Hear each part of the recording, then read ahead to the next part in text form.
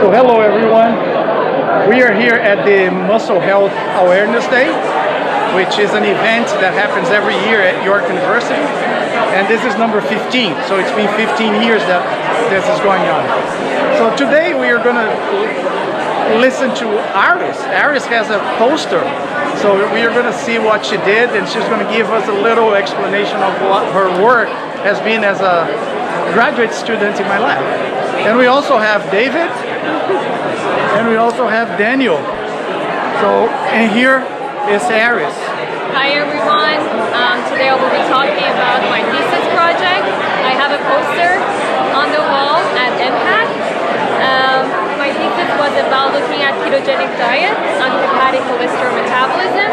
My objective was looking at how ketogenic diet will affect cholesterol levels in the circulation, and also looking at important markers involved in cholesterol synthesis and cholesterol uptake by the liver, namely SRBP2, PCSK9, LDL receptor, and HMG-CoA reductase. HMG-CoA reductase and SRBP2 are important markers involved in cholesterol synthesis, and LDL receptor and PCSK9 involved in cholesterol uptake pathway. So, sorry, and this is in the liver, right? In the liver, yes. And we chose the liver because liver is the organ that produces the most amount of cholesterol in your body. Endogenous cholesterol. Let's move on to the results. So, under ketogenic diet, there was a significant reduction in PCSK9, both gene expression and protein content level. So, Aris, what the PCSK9? Why is it important? What does PCSK9 do?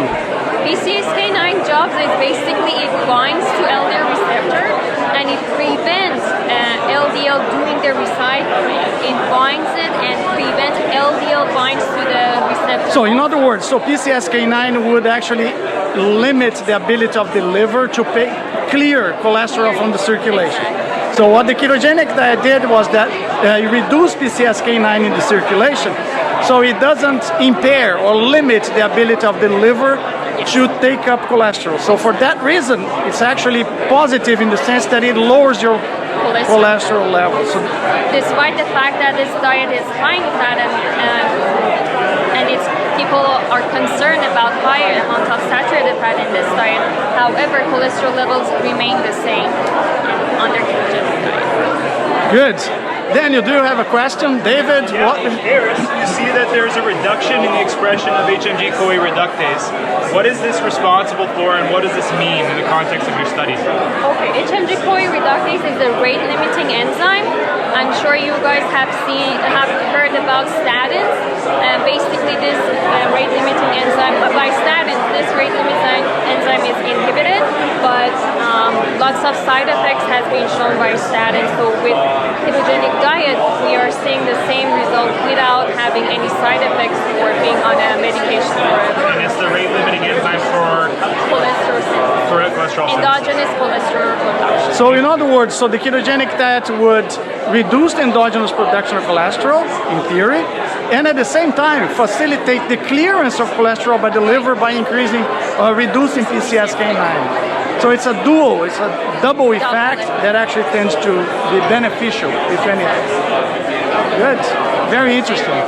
So there's a significant increase in the SREB-P2 gene expression, but not in the SREB-P2 protein content, correct? So why do you think that would be? Why the reason that gene expression? Yes, the gene expression is off. So I'm thinking there was a significant increase. Maybe there is more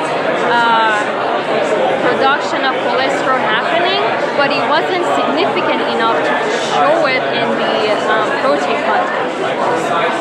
You know? So yeah, I think it looks like you can never, I mean, you have to be careful when you look at gene expression because small changes in gene expression may not mean much to protein alteration in the actual protein.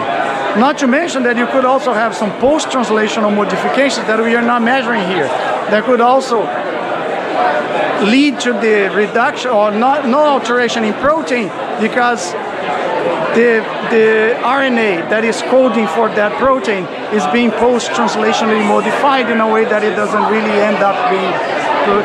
So that's why it's always important to look at gene expression, but And also protein content. confirm with the protein. And also it matches what we have for HMG-CoA reductase, because these two are both markers for cholesterol synthesis, and SRBP2 is basically the influencing HMG-CoA reductase activity. So it matches off. The synthesis will remain the same under ketogenic diet. Aris, you have a diet that's really high in saturated fat in your ketogenic diet.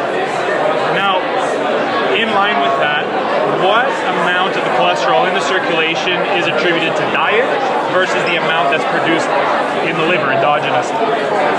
80% is produced by the liver, and 20% only comes from the diet. So it seems like the liver plays a major It's role the main organ, in the yeah. circulating cholesterol level. And normally also, the more you eat, the less you produce, and vice versa. If you don't eat, you produce more. But if you eat, your liver produces less. So there is a regulatory system that is based on how much cholesterol is available. It's highly regulated. Absolutely. All right, guys. Yes, I have David. one more question. So, Aris, where do you think the cholesterol that you showed is being uptake from the circulation because of the downregulation in PCSK9? Where do you think that is going once it enters the liver? Probably can be produced bile, as a bile, and bile is emulsifying the fat that is in your diet, which is your happy blood cell diet anyways, under ketogenic diet, and producing bile is actually helping it. Good. So yeah, it makes sense, because if you have more fat in the diet, you need to digest more. And bile is important as an emulsifier of the fat that is in the diet. So it makes sense for your liver to take up more, because you can use it to make more bile. Very nice. So that's it. So here we are all together.